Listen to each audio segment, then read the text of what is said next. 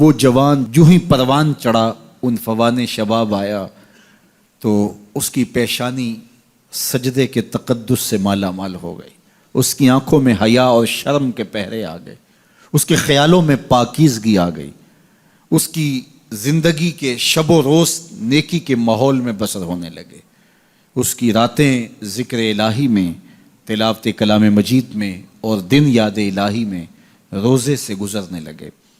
وہ جوان جس کی جوانی اللہ کی عبادت میں گزری، کیونکہ جوانی اگر عبادت میں گزر گئی تو بڑھاپا تو پر نور ہے ہی ہے۔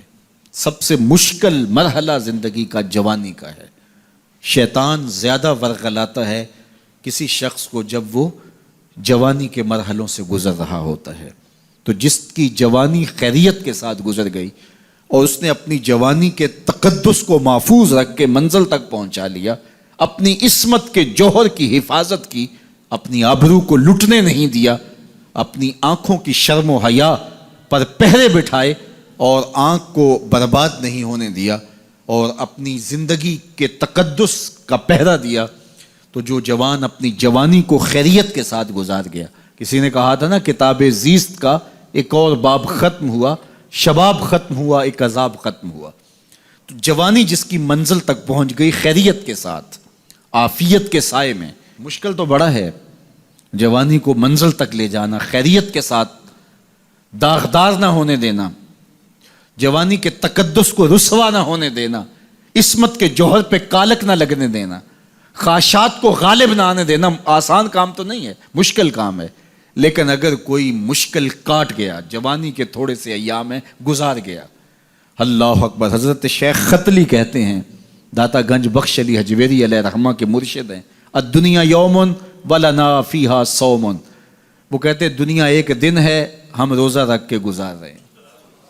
تو روزہ رکھ کے سارا دن گزر ہی جاتا ہے، دوپہر بھی آتی ہے گزر جاتی ہے، اور عصر کا وقت بھی آتا ہے گزر جاتا ہے، کھانے کا وقت بھی آتا ہے، چائے کا وقت بھی آتا ہے، سب کچھ ہوتا ہے، لیکن گزر جاتا ہے، افطار تک بندہ پہنچ جاتا ہے۔ جس نے زندگی روزے کی طرح گزار دی، جس نے جوانی روزہ رکھ کے گزار دی، خواہشات کو بے قابو نہیں ہونے دیا، مشکل کام تھا لیکن اس نے مشکل کام کر دکھایا۔ اجر کتنا بڑا ہے، سنیے اللہ کے محبوب کی زبان سے سنیے۔ حضور نے ارشاد فرمایا جو سید ابو ہریرہ کے ذریعے سے ہمارے تک پہنچا، فرمایا قیامت کے دن جب سورج کا رخ سیدھا ہوگا، زمین تانبے کی ہوگی، لوگ پسینے میں شرابور ہوں گے، کوئی ٹخنوں تک پسینے میں، کوئی گھٹنوں تک، کوئی کمر تک، کسی کو پسینے کی لگام دی جائے گی، اور وہ پسینہ ایسے نہیں ہوگا جس طرح یہ پسینہ ہے، اتنا گرم ہوگا۔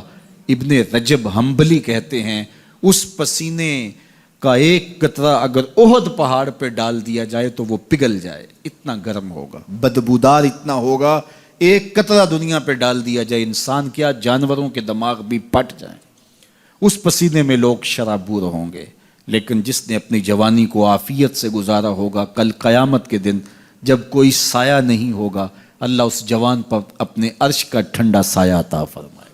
وہ شخص جس کو کسی عورت نے دعوت گناہ دی اور وہ صاحب منصب تھی، صاحب جمال تھی، اور اس نے یہ کہہ کہ یہ خواہش، یہ آرزو مسترد کر دی، انی خاف اللہ۔ اسی طرح کوئی عورت ہے تو اس نے اپنے تقدس کی حفاظت کی، اپنی آبرو پہ پہرا دیا اور کسی پیشکش کو ٹھکرا دیا، تو فرمایا قیامت کے دن جب کوئی سایہ نہیں ہوگا، اللہ اسے بھی اپنے عرش کا ٹھنڈا سایہ دے گا۔ کیسا سخت دن ہوگا، اور وہ کس اعزاز میں ہوگا، کس تکریم میں ہوگا۔ یہ تو 4 دن 10-20 سال ہیں، اور وہ 50,000 سال کا ایک دن۔